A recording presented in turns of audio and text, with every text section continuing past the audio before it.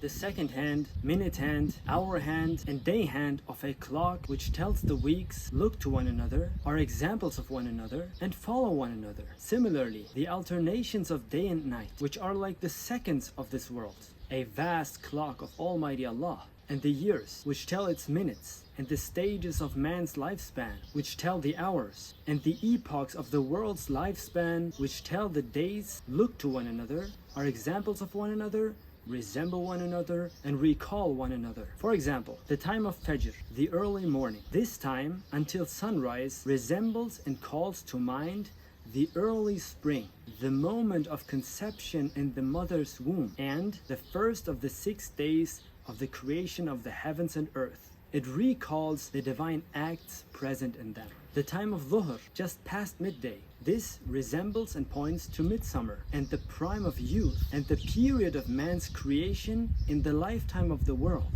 and calls to mind the manifestations of mercy and the abundant bounties they contain. The time of Asr, afternoon. This is like autumn and old age and the time of the final prophet, upon whom be blessings and peace, known as the era of bliss, and recalls the divine acts and favors of the all-merciful present in them. The time of Maghrib, sunset, by recalling the departure of many creatures at the end of autumn, and human death, and the destruction of the world at the commencement of the resurrection. This time puts to mind the manifestations of divine glory and sublimity, and rouses man from his slumbers of heedlessness. The time of Isha, nightfall. As for this time, it calls to mind the world of darkness, veiling all the objects of the daytime world with a black shroud, and winter, hiding the face of the dead earth with its white cerement, and even the remaining works of departed men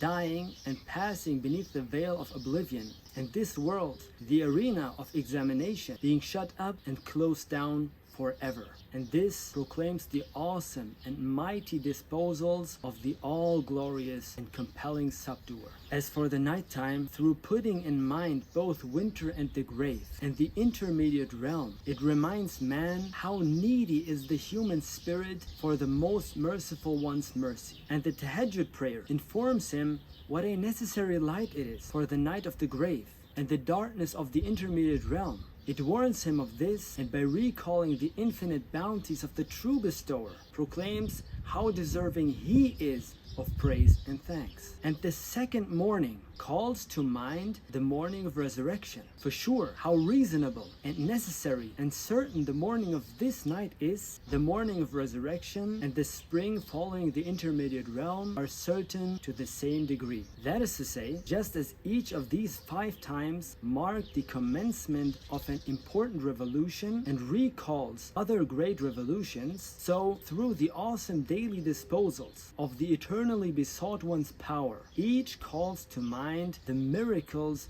of the divine power and gifts of divine mercy of both every year and every age and every epoch. That is to say, the prescribed prayers, which are an innate duty and the basis of worship and an incontestable debt, are most appropriate and fitting for these times.